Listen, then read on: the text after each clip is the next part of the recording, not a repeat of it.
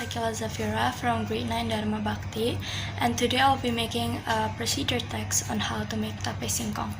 So first of all, you will need cassava that I have washed and cut, and you will also need ragi tape.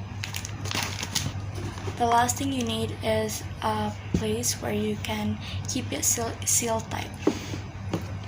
So what you need to do first is to cut and wash your cassava, and you will also need to cook it or also boil it for 25 minutes.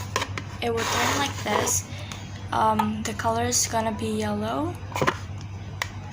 It will turn caramel yellow. The next thing you would do is to crush your ragi tape. You would need 3 pairs of the tape, and here I'm just crushing it with a spoon. You can crush it with a blender if you would like, but I'm just using a spoon for now until it turns powder like this. Then I would open the container and I would cover the singkong or the cassava with the tape. So I'm just covering it right now.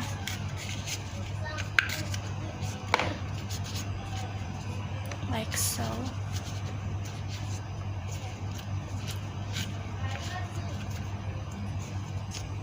Until the whole cassava is covered in the tape singkong. And I already did some of it, as you can see. And you would need to wait for 3 days without opening the container. You could also use banana leaf, but I don't have it right now. And you can't open the container for 3 days, as I said.